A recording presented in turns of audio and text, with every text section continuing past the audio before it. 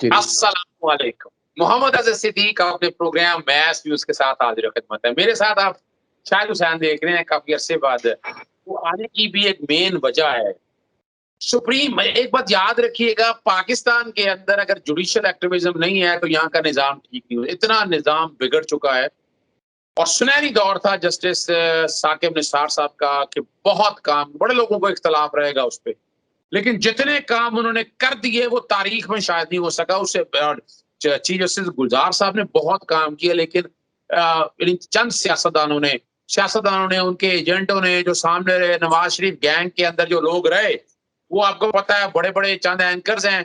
और फिर हमारे कुछ साफी दोस्त भी हैं जो बाकायदा वो बैगेज लेकर चलते हैं और उसी चीज को सामने रखकर एजेंडा उनका यही है और उसी एजेंडे को लेकर मंथ की अंजाम तक चलते हैं। जरूरत पाकिस्तान में जुडिशियल एक्टिविज्म के बगैर हालात ठीक नहीं हो सकते। मैंने आपको पहले भी बताया, यहाँ चीनी की कीमत फिक्स करनी थी, अभी डींगी अखबार फैला रहा है कोरोना के हवाले से। देखें ये सूबाई हुकूमत, यानी इमरान खान है या नहीं है, या उस्मान बुजदार जो यहाँ हाल किया हुआ, ये उनके बस का नहीं है। और इसीलिए जरूरत है यहाँ जुडिशियल एक्टिविज्म की। और हमारी अदालतें जरा अदालती फालियत कम इस्तेमाल कर रही हैं, लेकिन जरूरत है इसकी। इसका गवर्नमेंट से कोई ताल्लुक नहीं है, निजाम ऐसे है। एनफोर्समेंट ऑफ फंडामेंटल राइट की बात है। आर्टिकल 199 बैकग्राउंड पे चल रहा होगा, आर्टिकल 184(3) भी बैकग्राउंड पे चल रहा होगा, आर्टिकल 187 कंप्लीट जस्टिस के हवाले से भी बैकग्राउंड पे चल रहा होगा, और आर्टिकल 190 भी चल रहा होगा। देखिए, मैं एक केस जिसका मैं खुद वहां नस्ला टावर में गया, मैंने खुद वहां जाके जगह देखी, और एक जगह से सड़क बंद होती, ये मानना पड़ेगा। कुछ सोसाइटी ने गैर कानूनी तौर पर अगर कोई जगह दे दी, मुझे भी यही था कि सोसाइटी ने जगह दे दी है, और लेकिन वो सोसाइटी की जब मालिक ही नहीं है, जगह कैसे वो दे सकती है? ये कानूनी पोजीशन है। इसका दूसरा जो पहलू है, वो दूसरा पहलू ये है कि अगर बन गई है तो उसको रेगुलराइज कर दें। शायद आपकी इजाजत से पहले मैं थोड़ी सी तमीज ज्यादा मांग रहा हूँ, ये क्लियर करना कि कुछ लोगों ने कहा कि बनी गाला अपना रेगुलराइज हो गया। एक चीज जरा समझिएगा, मैंने 2 मंजिलें थी, 2 मंजिल से 3 मंजिल बना ली, जगह कानूनी है। तो ये जो है ना, ये इर्रेगुलरिटी है, इसको रेगुलर किया जा सकता है। मैंने मिसाल के तौर पर 5 मरले जगह थी, मैंने 10 मरले जगह पे घर बना लिया उसके पैसे देकर, लेकिन वो जगह रिहायशी प्लॉट या कमर्शियल था। अगर एक सड़क है, सड़क के ऊपर मैं घर बना लूं तो वो इलीगैलिटी है और ये क्योर नहीं हो सकती। इसी तरह अगर मैंने ग्राउंड के ऊपर जगह बना ली है, पार्क के ऊपर जगह बना ली है, तो वो नहीं बन सकती। जजमेंट बड़ी क्लियर है इस हवाले से और बड़ी क्लैरिटी के साथ मौजूद है। तो ये इलीगैलिटी और इरेगुलरिटी में फर्क बताया। नस्ला टावर का मामला है इलीगैलिटी का, इरेगुलरिटी का इशू। अब उसपे आप अगर सुपर स्ट्रक्चर जो भी खड़ा कर दें वो गैर कानूनी है, ये अलग है। मुझे भी मामला था, लेकिन जब मैंने कागज देखे, मैंने शुरू में मैंने भी प्रोग्राम किए, लेकिन at the end of the day मुझे अंदाजा हुआ कि नहीं, हमदर्दियां अपनी जगह पर मौजूद है। अगर हमदर्दियां की बुनियाद पर ये काम करना शुरू हो जाए तो फिर तो कानून की अमलदारी रह नहीं जाए।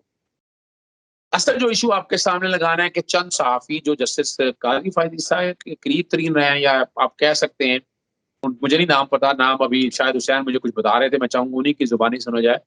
उन्होंने एक अजीब सी खबर लगाकर, और वो लफ्ज जो है ना ऐसा, वो बैकग्राउंड पे मैं चला रहा हूँ जो बाकायदा अखबार में छपी, और वो और उस खबर को क्या उन्होंने रंग दिया, बाकायदा जंग ने खास तौर पर लगाई, नस्ला टावर बारूद से उड़ा दे।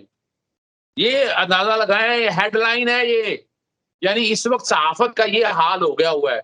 तो अब चलते हैं शाहिद हुसैन की तरफ। शाहिद हुसैन जो कि कोर्ट के अंदर मौजूद से, पहले तो उनसे पूछते हैं कि हियरिंग क्या थी और ये जो इसकी कवरेज हुई है वो क्या है।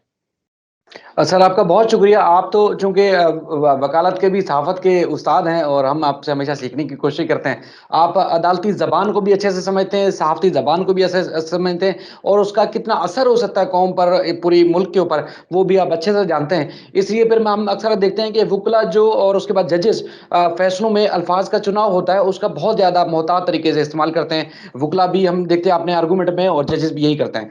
आज मैं इससे पहले कि कल हुआ क्या, आज जो अखबार की हेडलाइन बनी, वहां तक कहूं। लेकिन इन 3 सहाफियों के बारे में बात जरूर करना चाहूंगा कि जैसे आपने साकिब निसार साहब की बात की या आसिफ सईद खोसा साहब के बारे में भी बात आती है कि अगर उन जजेस के खिलाफ उनकी रिटायरमेंट के बाद इन लोगों ने जो जबान दराजी की, उनके खिलाफ जो बात की और अब तक करते हुए आ रहे हैं, इनके खिलाफ या इनके मुंह बंद कर दिए जाते, इनकी तालाबंदी, जबान बंदी कर दी जाती, तो आज इनके अंदर ये हिम्मत ना होती कि गलत खबर को, जो कि बगैर सोचे समझे एक मनगढ़ंत अल्फाज को, जो कि अल्फाज ये इस तरह के इस्तेमाल भी नहीं किए गुलजार अहमद साहब ने, तो इनकी हिम्मत ना होती कि इस तरह की अखबार की कटिंग उठा के वो ट्वीट करते, वजाहत कर लेते, किसी से पूछ लेते। जहाँ कराची में भी पिछली दफा जब साकिब निसार गुलजार अहमद साहब समाअत के लिए आए थे कराची रजिस्ट्री में, तो अब्दुल कयूम सदीकी साहब खसूसी कवरेज के लिए यहाँ पहुंचे थे अपने यूट्यूब चैनल के लिए। तो या तो वो उनको आ जाना चाहिए था, और अगर नहीं आते तो फिर दो चार सहाफी दोस्तों से पूछ लेते कि क्या चीफ जस्टिस साहब ने ऐसे अल्फाज इस्तेमाल किए थे, तो शायद उनको ये कन्फ्यूजन जो थी वो दूर हो जाती। लेकिन बुनियादी तौर पर जैसे आप भी यही कह रहे हैं, जैसे इनका मकसद यही है कि कौम को, अवाम के अंदर गुमराही फैलाएं, इदारों को बदनाम करें और मुतराजा बनाएं, ताकि जो एक कौम यकजा हो जाती है मुख्तलिफ मौकों पे, वो तितर बितर होती रहे और ये अपने मफाद निकालते रहे। इनका मुझे मकसद यही लगता है, वरना सीनियर साहबी हम हमारे लिए तो रोल मॉडल कौन हुआ है करते थे किसी दौर बाकी, में। कौन कौन है कयूम सिद्दीकी सर के अलावा बाकी कौन? बाकी तीन तीन बड़े नामी गिरामी, तीनों नामी गिरामी, हम इनको रोल मॉडल समझते थे। हसन मलिक साहब, जब इनकी खबरें होती हैं तो हम यहाँ से पढ़ते थे, देखते थे कि हसन मलिक साहब की बड़ी तोप चीज होंगे। और उसके बाद फिर मतीउल्लाह जान साहब, आप खुद जानते हैं कि बड़े एक समझ लो कि पाए के सहाफी और बड़े जबरदस्त सहाफी समझे जाते थे। लेकिन उसके बाद फिर अब ये इन तीनों कोर्ट रिपोर्टर हैं, इनको तो खुद पहले वजाहत कर लेनी चाहिए। और देखें, आप किस हद तक जा सकते हैं वकालत में, अब हम आपको अच्छे से जानते हैं। तो क्या चीफ जस्टिस साहब ऐसी, क्या उनके अंदर एक इंसानी हमदर्दी नहीं है? क्या चीफ जस्टिस ऐसी अल्फाज इस्तेमाल कर सकते हैं? सीनियर जो कोर्ट रिपोर्टर, उनको तो पता होता है कि अब ये फैसला किस रुख की तरफ जाएगा, चीफ जस्टिस ऐसी अल्फाज जबान इस्तेमाल कर सकते हैं या नहीं कर सकते। अब मैं सर आगे आता हूं, जो असल मामला क्या था। एक मिनट ठहरिएगा, मैं नाजरीन आपके लिए और बताता चलूं, मैंने तकरीबन तमाम अखबार की बैकग्राउंड चला रहा हूं, डॉन की भी न्यूज चल रही है बैकग्राउंड पे, कोई लफ्ज ऐसा इस्तेमाल नहीं हुआ। न्यूज की भी बाईलाइन न्यूज ने भी जो लगाई है खबर, न्यूज ने भी जो लगाई है वो न्यूज में भी मुझे नजर नहीं आई। वो जंग में अजीब सी वो खबर निकाली, और यहाँ से टिल्ट नजर आ रहा है, यहाँ से एक बायस नजर आ रहा है, वो बड़ी क्लैरिटी के साथ। इस तरह बाकी उर्दू अखबारों में मैंने देखी, मुझे कोई ऐसी खबर नहीं नजर आ रही। असल में आते हैं कि हियरिंग हुई क्या थी, जरा वो बताएं। अच्छा सर, ये एक चीज़ और भी कि मतलब जो चीज़ कहा है चीफ जस्टिस साहब ने, वो कंट्रोल मॉडर्न डिवाइस है। आप अक्सर हमारे जो न्यूज़ बुलेटिन के आखिरी पोर्शन में आप देखते हैं, अमेरिका में, रूस में, चीन में, मुख्तलिफ ममालिक की खबरें चलती हैं कि इतनी बड़ी इमारत को चंद चंद लम्हों में मसमार कर दिया गया, गिरा दिया गया।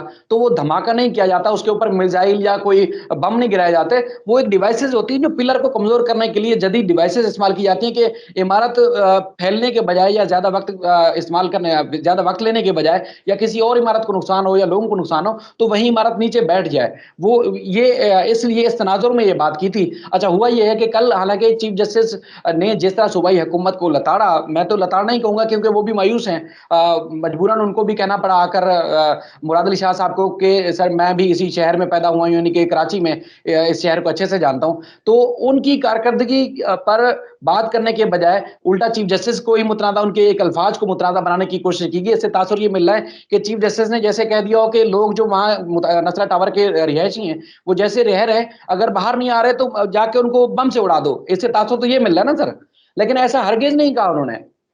देखिए, मैं एक बात बताऊं आपको शाहिद साहब, मैं बार बार मैं आजकल कौम को पढ़ा रहा हूं आर्टिकल 19, राइट टू इंफॉर्मेशन अगर आपको करना भी है, फ्रीडम ऑफ स्पीच भी है, लेकिन देखिए लफ्ज क्या लिखा हुआ है, reasonable restriction impose by law in the interest of the glory of Islam और इंटेग्रिटी, सिक्योरिटी और डिफेंस ऑफ पाकिस्तान और इन पार्ट देयर ऑफ। अब जरा सुनिएगा अगला लफ्ज जो है, relation with foreign state, public order, यानी इससे आप तो क्या लफ्ज, पब्लिक ऑर्डर सत्यानाश कर देंगे आप, डिसेंसी और मॉरलिटी के खिलाफ है, और in relation to contempt of court, commission of और इंसाइटमेंट टू एन ऑफेंस, यानी आप एक जुर्म की तरगीब दे रहे हैं। इन सब चीजों को अगर सामने रखे तो आर्टिकल 19 बार बार चलाने का मकसद बड़ा वाज़ेह है।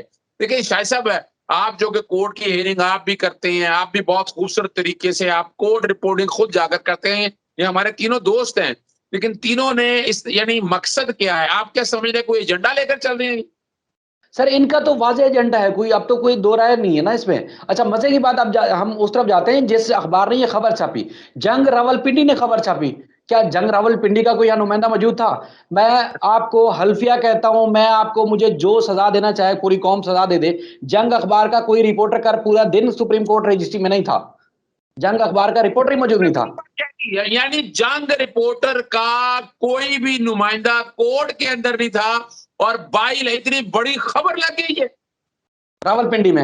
अच्छा, चले जो खबर थी, जो इश्यू था, जैसे कमिश्नर कराची ने रिपोर्ट पेश करनी थी कि सुप्रीम कोर्ट का जो पहले वाला ऑर्डर है, यानी कि 16 जून 2021 को ऑर्डर दिया था, उसके बाद फिर दूसरा ऑर्डर दिया था कि उसको मसमार करें गैर कानूनी। जब आप खुद अपने इंटरव्यू में बता चुके हैं कि डिक्लेयर हो चुकी है कि अब इसका कोई चारा नहीं है, रोड के ऊपर बनी हुई है, और वो अदालतें भी उन्हीं कवानीन की तशरीह कर रही हैं जो हमारी हुकूमतों ने बनाए हुए हैं। अदालत अपनी तरफ से तो कोई हुक्मनामा जारी नहीं कर रही। ये बड़ा जरूरी है सवाल। हमें ये देखें, अच्छा, ये जो रिपोर्टें सारी हैं, ये रिपोर्टें सुप्रीम कोर्ट की हैं या गवर्नमेंट ऑफ सिंध ने कहा, कराची की एसपीए ने कहा, ये रिपोर्टें उनकी हैं? किसकी रिपोर्टें हैं जिन्होंने कहा कि गैर कानूनी इमारत है? ये कमिश्नर कराची की रिपोर्ट थी। कमिश्नर कराची की रिपोर्ट थी कि अगर जो एक लीज जमीन है, वो 720 या 700 साढ़े 700 के करीब लीज जगह है इस नेशनल टावर के असल मालिक के पास। उसके बाद फिर सिंधी मुस्लिम हाउसिंग सोसाइटी ने आगे इनको तामीरात की इजाजत दे दी। वो आपने खुद भी लोकेशन जाके देखी, हम साथ ही गए थे। तो वो पूरा आगे सर्विस रोड का पूरा घेरा हुआ वो 350 गज है, यानी कि टोटल 1100 से ज्यादा गज के ऊपर ये इमारत बनी हुई है। अच्छा, वो जो ये एक नाम आम हाजिरीन के मैं फिर बात क्लियर कर दूं, शाहिद हुसैन जो बता रहे हैं कि ये सुप्रीम कोर्ट, ये रिपोर्टें सारी गवर्नमेंट ऑफ सिंध की, कमिश्नर की, उन सब की रिपोर्टें हैं। यानी उन्होंने जब कह दिया, यानी लैंड ओनर, लैंड का रिकॉर्ड, मैनुअल, ये सारा वहां के ठप्पादार ठप्पादार कहते हैं, ठप्पादार कहते हैं, आप ज्यादा बेहतर समझते हैं उनको, हमारे यहाँ पटवारियों का निजाम है। उन्होंने अब ये कह दिया कि ये गैर कानूनी है, तो सुप्रीम कोर्ट क्या कर सकती थी? बिल्कुल। उसके बाद फिर वो जो एक प्रोसीजर चल रहा है कि अब इस इमारत को किस तरह मसमार करना है, मुतासिरीन को पैसे कौन देगा, और उसके बाद फिर इनको मुतबादिल के तौर पर कोई देना भी या नहीं देना, या कोई ह्यूमन एंगल भी कोई निकल सकता है, नहीं निकल सकता, पूरी सारी क्लेरिफिकेशन हो चुकी है। अब सिर्फ अदालत का जो हुक्मनामा उस पर अमल दरामद रह गया है। नजरसानी की दरखास्त भी नसर टावर के मुतासरीन की जो थी वो मुस्तरद हो चुकी है, क्योंकि कुछ बचता नहीं है। अब अदालत ने कल जब ये सारी बात ये आई क्यों सामने, तो उसमें चीफ जस्टिस ने पूछा कमिश्नर कराची से कि आपने इमारत का क्या किया। तो उन्होंने कहा कि हमने इमारत खाली करने का नोटिस दे दिया 27 तारीख, यानी कि 27 अक्टूबर को ये इमारत खाली हो जाएगी। उसके बाद फिर मसमार करने का अमल जो है शुरू कर देंगे। तो फिर उस वक्त चीफ जस्टिस ने कहा कि इतनी बड़ी इमारत है, जब ये खाली हो जाएगी तो क्या आप छेड़ियां तोड़े से तोड़ेंगे? तो उन्होंने कहा नहीं, छेड़ियां तोड़े से तो नहीं तोड़ेंगे, थोड़ा टाइम लग जाएगा तोड़ना है। तो उन्होंने कहा कि अब चीफ जस्टिस साहब ने कहा कि अब रोड जो है ये लंबा बंद भी, एक लंबे अरसे के लिए बंद भी नहीं कर सकते इशारा फैसल का। तो इसके लिए तो मतलब कुछ जदीद तरीका इस्तेमाल करना चाहिए। तो उसके बाद फिर एडवोकेट जनरल ने कहा कि हमारे ना सूबाई हुकूमत के पास और ना ही वफाकी हुकूमत के पास कोई ऐसी मॉडर्न डिवाइसेज या जदीद टेक्नोलॉजी नहीं है जैसे इतनी बड़ी इमारत को हम जल्द से जल्द मसमार कर सकें। तो उसके बाद फिर अदालत ने कहा कि अगर ठीक है आपके पास नहीं है, तो हमारी फौज के पास, यानी कि एफडब्ल्यूओ के पास ये चीजें मौजूद होंगी, जिसमें उन्होंने वाज़ेह मिसाल दी कि ये जिस तरह कंट्रोल्ड मॉडर्न डिवाइसेस होती है कि बराबर वाली इमारतों को भी नुकसान ना पहुंचे, कोई जानी नुकसान भी ना हो, और इमारत मसमार हो जाए, यानी कि वहीं नीचे बैठ जाए, उसको इस तरह मसमार किया जाए। तो उसके बाद फिर हालांकि अच्छा मदे की बात अगर चीफ जस्टिस इस तरह कह देते, अब खुद देखें एक तो पूरी कौम पे क्या असर पड़ रहा है, जिस तरह की अखबार में खबर लगी है और मुख्तलिफ चैनल ने भी ये खबर चलाई है। दूसरा, उन मुतासिरीन के ऊपर क्या गुजरेगी चीफ जस्टिस के दिल, चीफ जस्टिस के लिए वो बददुआएं नहीं दे रहे होंगे कि चीफ जस्टिस ये चाह रहे हैं कि लोगों के साथ इनको मार दें? ऐसा हरगिज नहीं कहा, और ना चीफ जस्टिस का ये उस वक्त मिजाज है, और ना ही इस तरह की बात करते हैं। और वो भी फैसले पर, उस फैसले पर अमल दरामद चाह रहे हैं जो रिपोर्टें सिंध हुकूमत के मातहत इदारों ने जमा कराई थी। एक मैं और बात शायद साहब आप हमारे नाज़रीन के लिए बताता चलूं, फैसला वो है जो तहरीरी है। मैं एक बात कर रहा हूं, एक तो बात बड़ी शाहिद ने बड़ी क्लैरिटी के साथ कह दिया, ऐसे कोई रिमार्क्स नहीं, ऐसी कोई बात नहीं, नेगेट कर दिया, और मैं इसको तौहीन अदालत भी समझता हूं इस बात को सामने रखते हुए। साथ उन्होंने एक और बड़ी जबरदस्त बात क्लियर कर दी है कि फैसले पर अमल दरामद होना है। फैसला हो चुका है, उस फैसले को नलीफाई कर नहीं सकते हैं, और ये इलीगैलिटी है, इरेगुलरिटी नहीं है। जैसे कई दोस्तों ने लगाया कि जनाब बनी गाला रेगुलराइज हो गया या बाकी, देखें मैं फिर बात वाज़े तौर पर क्लियर करता हूं कि ग्राउंड के ऊपर, सड़क के ऊपर जो जगह पब्लिक एमिनिटीज हैं, और ये अपना अच्छा इन सब के गुरु थे वो इफ्तिखार मोहम्मद चौधरी साहब, साबका चीफ जस्टिस, तो वो इस तरह के, तो उन्होंने भी फैसले बड़े भाई, उन्होंने भी आपको पता है ग्राउंडों के ऊपर से ये सारी चीजें खिलाई। हर एक को पता है फनान पार्क में मैकडोनल्ड बन चुका था, मैं कई केसों को जानता हूं। ये बड़ी वाज़ेह तौर पर अगर कहा जाए तो ये आप नहीं समझते कि इस तरह की सहाफ़त की इजाज़त नहीं होनी चाहिए? सर बिल्कुल नहीं होना चाहिए। तो मैं खुद हैरान था कि जब कराची चीफ जस्टिस आते हैं, तो उनका परसेप्शन होता है कि कराची के मसाइल हल होंगे और वो कोशिश भी करते हैं। कल भी हालाँकि सर एक और भी बात हुई, सीएम सिंध मुराद अली शाह सामने खड़े हुए हैं, मुर्तज़ा वहाब खड़े हुए हैं, नासिर हुसैन शाह साहब उनके पीछे खड़े हुए हैं। चीफ जस्टिस ने जब बात की कि ये आपके इदारों की नाअहली काहली है और अवाम को जब रिलीफ नहीं मिलता, तो अदालतों पे मुकदमात का बोझ पड़ता है। पहले अगर 1000 मुकदमा इल्तवा का शिकार होता था, तो अब 5 लाख मुकदमात अदालतों में ज़ेर इल्तवा है। और वो क्या वजह है? यही हमारे हुकूमती इदारों की नाअहली की वजह से। अवाम को जब इंसाफ नहीं मिलता, उनके साथ जब कानून के मुताबिक अमल दरामद नहीं होता, उनको हकूक नहीं मिलते, तो फिर लोग अदालतों में आते हैं। ये चीफ जस्टिस के अल्फाज हैं। और फिर अब मुकदमात की तादाद 5 लाख तक पहुंच गई। किस वजह से? तो मुराद अली शाह साहब ने कहा कि बिल्कुल यकीनन हमारे इदारों की ये सुस्ती कहली या नाअहली है, जिसकी वजह से बोझ जो है सारा अदालतों में पड़ता है। तो अगर ये जब इमारत तामीर हो रही थी, तो उस वक्त सिंध बिल्डिंग कंट्रोल अथॉरिटी, और आपको पता है कि किसी नुक्कड़ में कोने खांचे में तो इमारत है नहीं नसरा टावर की। ये तो मेन चारा फैसल के ऊपर है। रोजाना गुजरते हैं, रोजाना ब्यूरोक्रेसी वहां से गुजरती है, पूरा सूबा यहां से चलता है, आपको पता है।